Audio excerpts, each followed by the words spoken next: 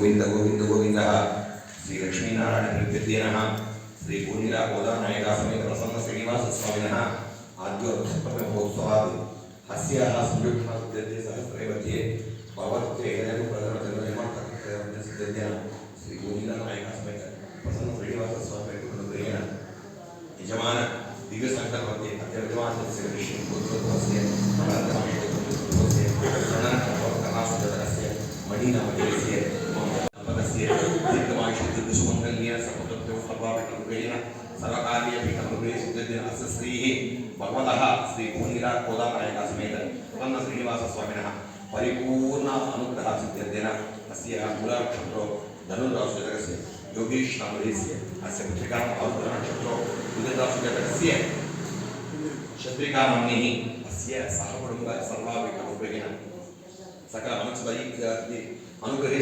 यजमानगोत्रोद्भवस्य अदमाशगोत्रोद्भवस्य वासुदेवनामदेस्य रोहिणी नक्षत्रो वृषभराशिजगस्य लक्ष्मीनामदेस्य पतनक्षत्रो तत्पदस्य सर्वाभिकल्पेन सर्वकार्याभिकल्पेन पूर्णिला गोदा नायका समेत प्रसन्न श्रीनिवास स्वामिनः परिपूर्ण अनुग्रहं सिद्धिप्राप्तिरस्तु। नमो माधवाय नमः ओम केशवाय नमः ओम श्रीधराय नमः ओम दामोदराय नमः ओम पद्मनाभाय नमः ओम अनिरुद्धाय नमः ओम शंकरशनाय नमः ओम प्रद्युम्नाय नमः ओम नरसिंहाय नमः ओम श्रीरामाय नमः ओम श्रीकृष्णाय नमः ओम नित्यवराय नमः ओम नक्षत्राय नमः ओम मलगिरिवासाय नमः ओम मोहनदाय नमः ओम तुलसीदल अर्चन प्रियाय नमः ओम सर्वाभिष्टप्रदाय नमः ओम अनुग्रहरूपाय नमः ओम वरदाय नमः ओम वरदेक्षप्रदाय नमः ओम वरप्रियाय नमः ओम भूवराहाय नमः ओम भूवियोनाय नमः ओम भूपतये नमः ओम वेदविद्यासदाय नमः ओम अनुग्रहरूपाय नमः ओम महालक्ष्मी नक्षत्रनिवासाय नमः ओम श्रीवत्साय नमः ओम सप्तरथवल प्रियाय नमः ओम भगवते श्री सूर्याचलरूपवक्षदाय नमः ओम श्रीनिवासाय नमः ओम श्रीराक्षरावल्लभाय नमः ओम श्री पूर्णिला गोदा नायका समेत प्रसन्न श्रीनिवास स्वामिनः श्रीदेवी महालक्ष्मी भूमिदेवी महालक्ष्मी प्रवर्तिनी महालक्ष्मी रूपिणी महालक्ष्मी अस्य भगवते श्री पूर्णिला गोदा नायका समेत प्रसन्न श्रीनिवास स्वामिनः वेदोक्तमन्त्रपुष्पाञ्जलिं समर्पितपूजामहं करिष्ये। श्री पूर्णिला नायका गोदा समेत प्रसन्न श्रीनिवास स्वामिनः वेदोक्तमन्त्र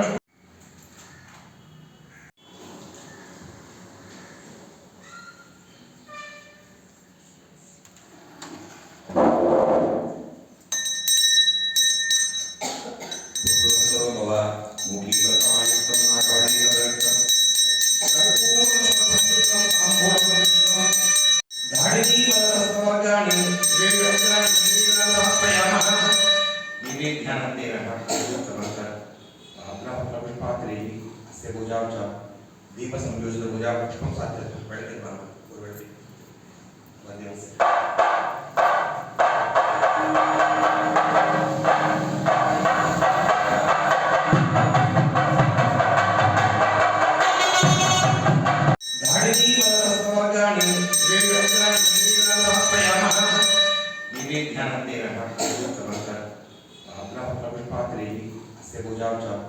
दीप संयोजित पूजा पुष्पम साध्य बेळके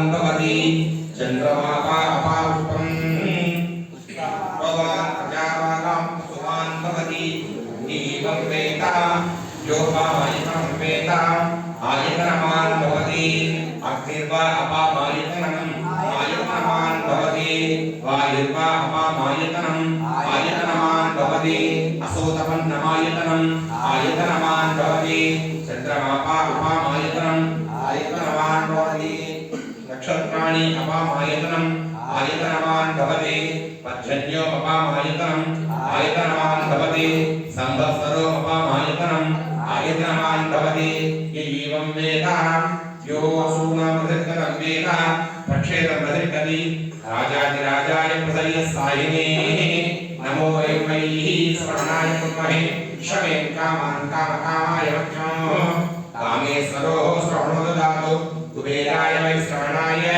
महाराजाय नमः देवदेव सदादेवाय अस्य श्री भवदासीनं जगन्नाथस्वरूपस्य श्री भूनिला गोदानायका समेत प्रसन्न श्रीनिवास स्वामिनः प्रार्थनापुष्पाञ्जलिं समर्पयामः अग्निमेले पुरोहितामिभ्यस्वदेव मृत्युं गोदाहारं ददातं हरिः ओम् इषेत्वो शेत्वो वायवस्तो देवो संगतप्राप्तैत श्रेष्ठतमाय कर्मणे अग्रयाये गणानो सव्यतातः निदोः सस्पर्शी शन्नो देवी रविष्टे ओम श्रीभद्रमारमण गोविंद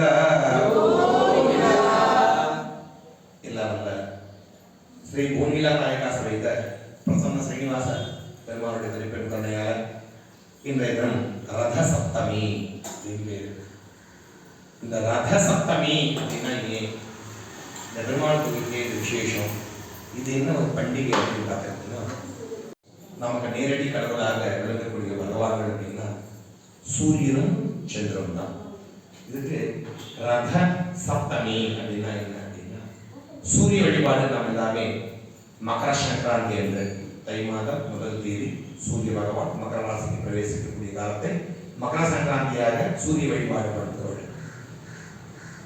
இதுக்கு நிறைய வரலாறு சார்ந்த கதைகள் நிறைய இருக்கு. சூரிய பகவான் எப்பயுமே நேராக உதிக்கிறது இல்லை, கரெக்டா எக்ஸாக்டா நேராக சூரியன் உதிக்கிறது இல்லை. அப்படி உதிக்க மாட்டார். வருஷத்துக்கு 2 முறை மட்டும் தான் அப்படி உதிப்பார். ஒண்ணு சித்திரை மாதம் வருஷம் பிறப்பன்னைக்கு சூரிய பகவான் நேராக உதிப்பார். ஐப்பசி மாதம் துலா மாசம் முதல் தேதிக்கு நேராக உதிப்பார். மற்ற 362 நாட்களும் 6 மாசம் தென்கிழக்கு 6 மாசம் வடகிழக்கு இதுதான் சூரிய பகவான் நகர்ந்து போவார். இந்த ரதம் அப்படின்னா என்ன அப்படின்னா தேர்னு அர்த்தம். இதுக்கு இந்த ரதத்துக்கு 7 வர்ண குதிரைகள் 12 சக்கரங்கள் கொண்டது இந்த தேர்.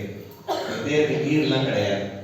இந்த தேரோட்டி யார் அப்படின்னா நம்ம அருணன் அப்படின்னு பேர் அவருக்கு. இது யாரும் இல்லை, கருட பகவானுடைய அண்ணன். கருட தெய்வம் இருக்கார் இல்லையா, அவருக்கு அண்ணன்.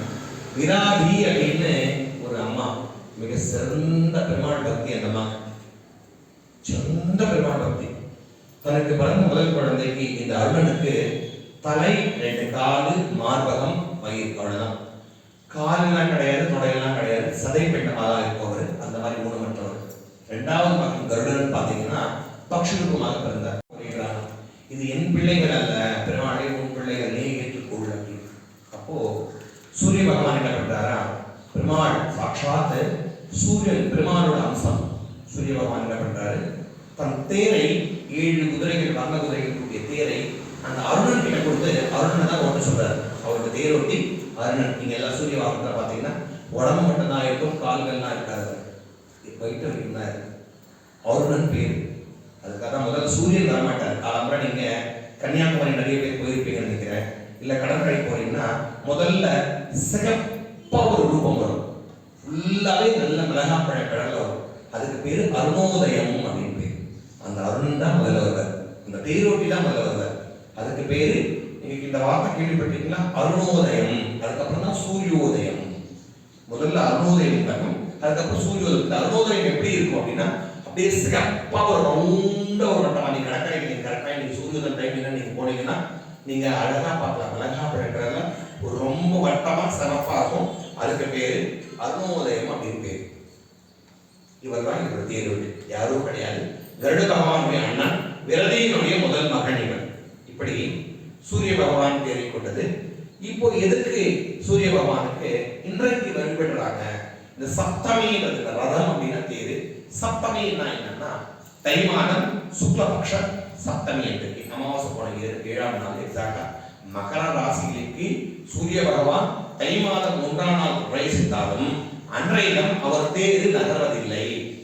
கரெக்டா தேர் நகரணும் அப்படின்னு சொன்னோம்னா தை மாசம் சுக்லபக்ஷ சப்தமி அன்றைக்கு காலம்பர சூரியோதய நேரத்திலிருந்து அதிலிருந்து ஒரு 1.25 நாழிகை 1 மணி 48 வினாடிக்குள்ள அந்த தேரு தென்கிழக்கிலிருந்து வடகிழக்கு ஒரு யூட்டர் பண்றாரு. இன்னிலிருந்து வெப்பம் அதிகமாகும், எல்லா பணியும் இன்னைக்கு நாளைக்கு போட்டு தீர்த்துறோம். இன்னிலிருந்து மூலமா வெயில் ஜாஸ்தியாகி சுட்டரிக்கும். இப்போ என்ன ஆகிறதால இப்போ சூரியன் இப்படி இருக்காரு, இங்க ஒரு யூட்டர் பண்றாரு. இந்த வாட்டிக்கு வீரெல்லாம் கிடையாது, யூட்டர் பண்ணி இப்போ வடக்க நகர்றாரு. இப்படி நகர்ந்து இப்படி பயணம் பண்றாரு, இப்படி பிராணிக்கு போறாரு. இதுக்கு பேரு உத்தராயணம். 6 மாதம் தட்சிணாயனம் நோக்கி பிரயாணம் பண்றாரு. நீங்க பாத்தீங்கன்னா நீங்க மாடியில இருக்க சயின்டிபிக் வந்து ஏதோ கட்டுக்கதையெல்லாம் கிடையாது. சயின்டிபிக்காவே பாத்தீங்கன்னா நேற்று இடத்துல சூரியன் இப்படி இருப்பார், இன்றைய தினம் இப்படி நகர்ந்து மலமா இப்படி வரப்போறார் சூரியன் வடகிழக்கு போகிறார். இதுக்கு உத்தராயண புண்ணிய காலம் அப்படின்னு பேர் செய்யறாங்க. நம்ம இங்க பாத்தீங்கன்னா நல்ல பெருமாள் வழிபடுறோம். இங்க ஒரு 25 பேர் கூட இல்லை. இந்த சூரிய பகவான் வழிபாட மிகவும் சிறந்தமான சூரியன் யாரு?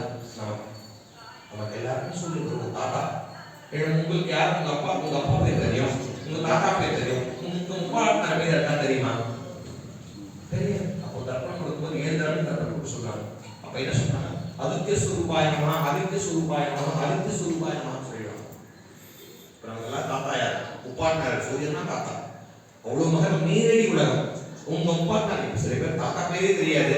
அப்ப முப்பாட்டினார் பேர் சொல்லுங்க அப்படின்னா யோசிப்பாங்க. அப்போ பாஜக என்ன பண்ணாரு? ஆதித்ய ஸ்வரூபாயமா தந்தையாமி ஆதித்ய இருப்பார். சூரியன் தர்ப்பணம் கொடுக்குறீங்க. தர்ப்பணம் வேண்டும்னு சொல்லும்போது ஆதித்ய ஸ்வரூபாயமா சொல்லிட்டு தர்ப்பணம் கொடுக்குறேன். அதுக்கப்புறம் முப்பாட்டினா பாப்பா சொல்லுவாங்க. இப்படி நமக்கான உறவுகள். இவருக்கு 12 சக்கரம் உள்ளது, 12 ராசிகள் குறிக்கிறது, 7 வர்ணம் உள்ள உறவுகள், 7 கிழமைகளை குறிக்கிறது. இது சூரியன் நகரவே மாட்டார், பூமி தான் சுற்றும். சூரியன் அதே இடத்துல இருப்பார். பூமி சுத்தம் போது இந்த தசைகள் நகர்ந்து தெற்க போய் ஒரு யூட்டர் பண்ணி வடக்கு வருவார் 6 மாசம். இதுக்குதான் இந்த உத்தராயண புண்ணிய காலம். நாம இந்த உத்தராயண புண்ணிய காலத்தை தேவர்கள் கண் விழிக்கிறாங்க நம்ம சொல்லி நாம் கொண்டாடுறோம். இதுக்கு இந்த சூரிய வழிபாட்டுக்கு காரணம் அகஸ்திய மகாமுனிவர்கள் வந்து இலங்கையில ராமருக்கும் இந்த ஆதித்ய ஹிருதயத்துக்கும் ரொம்ப சிறப்பு. நாம இவங்க எல்லாருமே என்ன பண்ணணும் அப்படின்னா ஆதித்ய ஹிருதயம் கவச்சம் இருக்கு. இதை பயப்படுறார் இந்த ராவணனை சமாளிப்பான் அசுரனுக்கு இருந்தாலும் மிகச்சிறந்த சிவபக்தன். ஒரு நாளைக்கு சகசலிங்கத்தை பூஜை பண்ற ஒரே சிவபக்தன், சிறந்த பக்தன் ராவணாசுரன். அவன் அழிக்கணும்னா கொஞ்சம் கஷ்டமான விஷயமாச்சே அப்படின்னு அகஸ்தமுனிவர் கிட்ட கேட்டபோது அகஸ்தமுனிவர் வந்து ஆதித்ய ஹிருதயம் ஒரு கவச்சம் 8 ஸ்லோகங்கள் கொண்ட கவச்சம் எழுதி ராமர் கிட்ட தினமும் ஒரு 41 நாளைக்கு சூரிய பூஜை பண்ண வைக்கிறார். அந்த சூரிய பூஜை பண்ணி அதிகமான வலிமை கொண்டுதான் ராவணனை கொன்றார். அப்போ அந்த சூரிய பூஜைக்கு அவ்வளவு மகத்துவம் கொடுக்கும். எனக்கு ரொம்ப கஷ்டமா இருக்கு. நீ பெருமாளுக்கு சூரிய வாகனம் எழுதுவாரு. நம்ம சூரிய வாகனம் நிறைய முயற்சி பண்ணோம், வாகனம் கிடைக்கல. எல்லா கோவிலையும் அவங்க கோயில பெருமாள் எழுதுறாரு, கிடைக்கிறாங்க. 12 மணி ட்ரை பண்ணோம், கிடைக்கல.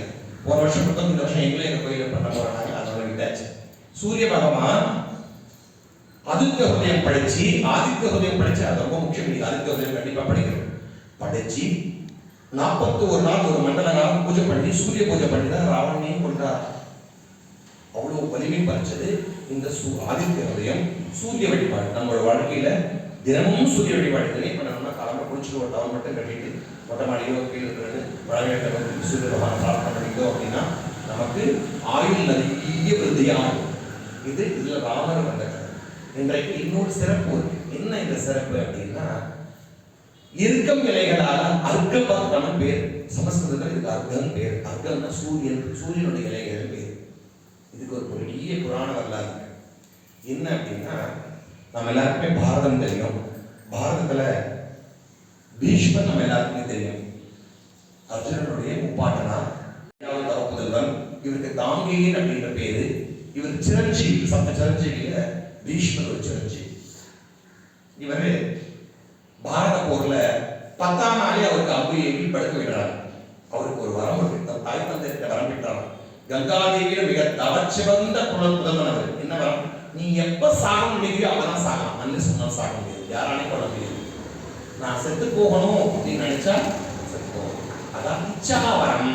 இச்சாவரம், நீ இச்சைப்பட்ட போகலாம், இல்லைன்னா நீ அப்படியே வாழலாம் அப்படின்னு தாய் தந்தை வரம் கொடுத்துருக்காங்க அவரு. இருந்தாலும் பாரத போர்ல அர்ஜுனன் செகண்டி, அதாவது செகண்டி, அது அவர் ஆசைப்பட்ட பெண் செகண்டி. அந்த பெண் அந்த திருநங்கையை தேர்வில் நிறுத்தி அம்பு ஏறி பீஷ்மரை படுக்க வைக்கிறாங்க. 10ஆம் நாள் படுக்கிறாரு.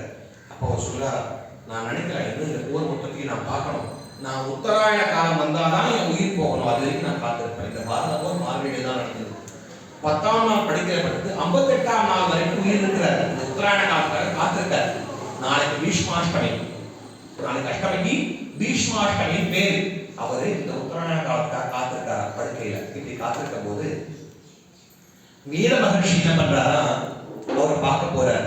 இப்படி பீஷ்மாச்சாரியர் ஆச்சாரியர், சிறந்த ஆச்சாரியர், மிகச்சிறந்தவன், அவரை விழுந்து ஆச்சாரம் படம் பண்ணவன், ஒரு முப்பாட்டனார். அப்படி அர்ஜுனனுடைய பாண்டவனுக்கே முப்பாட்டனானவர் படுத்திருக்கார். எல்லாரும் அப்படி தரிசிக்கிறாங்க. அவரு அந்த படுக்கையில அம்பு படுக்கையில படுத்திருக்கார். வேதவியாசம் போய் பீஷ்மர் தரிசனம் பண்றார். பார்க்கும்போது வேத ரொம்ப வருத்தப்படுறார் பீஷ்மர். அதாவது இந்த போரெல்லாம் பார்க்கணும், இதெல்லாம் முடியணும், இதை விட நான் உத்தராயண புண்ணிய காலத்துக்காக நான் காத்திருக்கேன். என் மரணம் உத்தராயண புண்ணிய காலத்துல தான் போகணும், அதுக்காக நான் காத்திருக்கேன். சூரியன் வடகிழக்க நோக்கி போனாதான் நான் வைகுண்டத்துக்கு போக முடியும், அதுக்காக நான் காத்திருக்கேன் அப்படின்ட்டார். சரி, நீங்க காத்திருக்கீங்க, அந்த சூரியனுடைய கதிர்வீச்சுகளை சுட்டரிச்சு அதன் மூலியமா நான் பஸ்மமாக. அவர் பிரம்மச்சாரி, ஒரு பிரம்மச்சாரிக்கு யஜ்ஞம் பண்ணதுக்கு யோகியதை இல்லை, அவர் பண்ண முடியாது. ஆனா அவருக்கு நித்திய யஜ்ஞம் பண்ணவர் அவர் மட்டும் தான். ஆச்சாரியெல்லாம் தினமும் அந்த அம்பு படுக்கையில படுத்திருந்தா கூட தன் சிஷ்யனுக்கு சொல்லி யஜ்ஞயாக பண்ணவர்.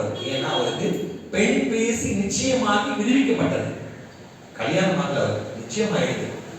அந்த நிச்சயமான பெண் தான் திருநங்கையா சிகட்டையா மனவைக்கிறதுக்கு அம்பு வைக்க பெற்றாங்க. சொன்னா ரொம்ப விஷ்ணு சொன்னா பெரிய கதை. நம்ம விஷ்ணு சாஸ்திரம் கூட 140 ஸ்லோகங்களை விட 1660 ஸ்லோகங்கள் வரும் பீஷ்மரை பத்தி. அது ரொம்ப பெருசு. அப்போ வேதவியாசர் சொல்றாரு, நீங்க இப்படி படுத்திருக்கீங்க இந்த நேரம் இல்ல, நான் எதுவும் யோசிக்கிறேன், உத்தராயண புண்ணிய காலத்துக்காக நான் காத்துட்டு இருக்கேன் அப்படின்னா. நீங்க உத்தராயண புண்ணிய காலத்துக்காக காத்திருக்கீங்க, நீங்க இந்த பிறவியில எந்த சின்ன தவறு கூட பண்ணல அப்படின்னு நினைச்சிருக்கீங்க. நீங்க பண்ண தவற நீங்க அனலைஸ் பண்ணாதான் உங்க ஆத்மா இந்த உடலை விட்டு பிரியும், இதெல்லாம் போகாது. அப்படி என்ன பண்ண, நான் ஒன்றும் பண்ணலையே. முதல்ல தப்பு செய்யறவங்களை விட தப்பு செய்யறவங்க தண்டிக்காம இருக்கீங்க, அவங்க தான் முதல் குற்றவாளி. பாண்டவ சபையில திரௌபதி வஸ்திராபரணம் பண்ணும்போது கிருஷ்ணா காப்பாத்து கிருஷ்ணா காப்பாத்துன்னு குரல் கொடுத்தாங்க இல்லையா? உனக்கு 2 காதுமே ஷார்ப்பா தான் இருந்தது. இந்த வயசுக்கு உனக்கு காது ஷார்ப்பா இருந்ததுல, காதுல கேட்கலையா? உன் 2 கண்களும் நல்லா பார்த்து இருந்தது. அந்த 2 கண்கள் அதை பார்த்து இருந்ததே, அது துரியோதனா நிறுத்துன்னு சொல்லியிருக்கலாம் இல்லையா? 2 தோள்களும் வலிமையா தான் இருந்தது. தோள்களை சாட்சி துரியோதன ஒரு அடி அடிச்சு உட்காரடான்னு சொல்லியிருக்கலாம் இல்லையா? உன் பாதங்கள் வலிமையா தான் இருந்தது. எழுந்து போய் துரியோதனை தள்ளிக்கிட்டு இருக்கலாம் இல்லையா? எதுவுமே பண்ணாம இருக்கே, அப்படியே உட்கார்ந்து எல்லாத்தையும் பார்த்தியே.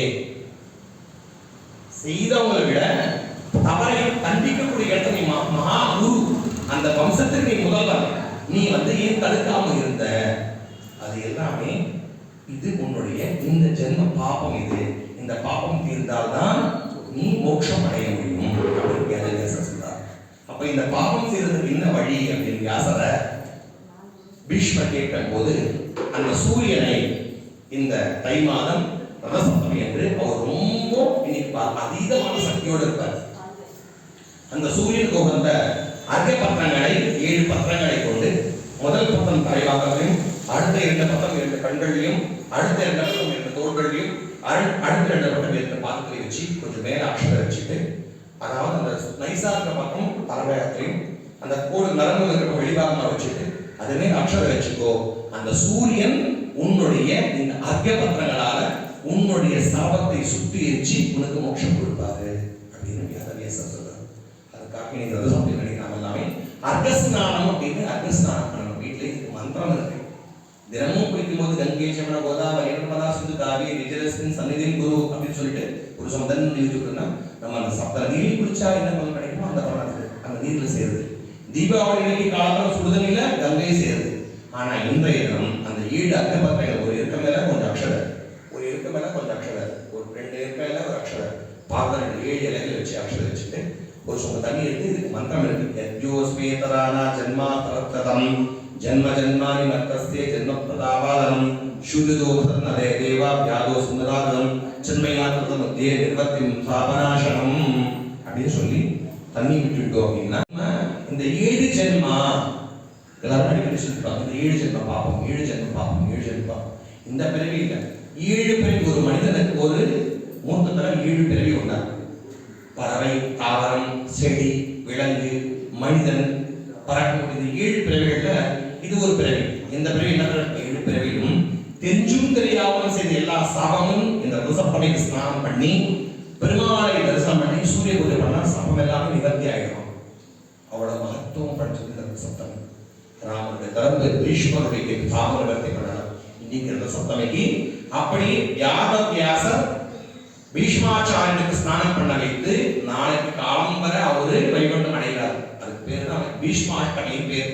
அவர் சன்னியாசி. அவருக்கு நாளைக்கு பித்ரு சாபம் இருக்கு, பித்ரு பலன் இருக்கு, பித்ரு நிவர்த்தி இருக்கு அப்படின்னா நாளைக்கு பீஷ்மாஷ்டமிக்கு பித்ரு கடன் யார் பண்றாங்களோ அவங்க எல்லாருமே பீஷ்மரோட அனுகிரகம் நிறைய கிடைக்குமா.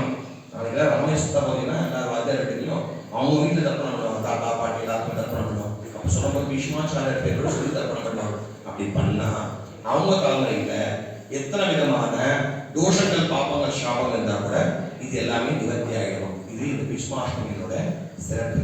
சப்தமிக்கு தேர் வந்து சூரிய பூஜை நடத்தி மறுநாள் அஷ்டமிக்கு பீஷ்மர் பரம்பதம் எழுறார். அவ்வளவு மகத்துவமும் வாய்ந்தது இந்த ரத சப்தமி. இதுல எல்லா பெருமாள் கோயிலும் பெருமாள் வந்து எல்லா வாகனங்களும் வெளியே வருவார். காரணம் அவர் மேல அந்த சூரியனோட ஒளி படணும் அப்படிங்கிறார். பெருமாள் வெளியே வருவார். பெருமாள் வெளியே வச்சு சூரியனுக்கு பூஜை ஆக போறது சாத்து வராங்க. வாழ்க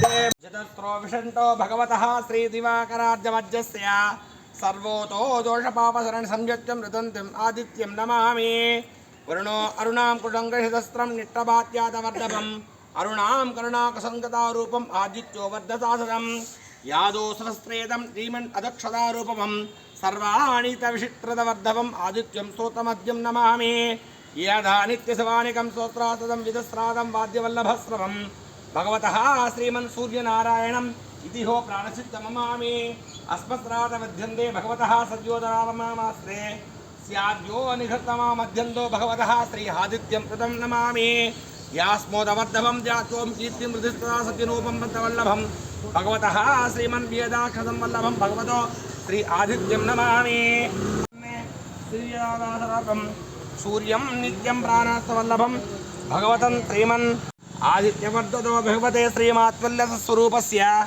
सहस्रे मध्यन्तरीक्षतं वल्लभम् आदित्यं प्राणवल्लभं भगवतः मध्ये सर्वमोत्र पापनिवारणं यप्पठेत् नित्यं आयुर्कीर्तिम् अभिवृद्धिः भगवते श्रीमन् आदित्य हृदय नेत्र संयोगरूपमे स्तोत्रमंजरीः इति संपूजिता गट्टिवासिकला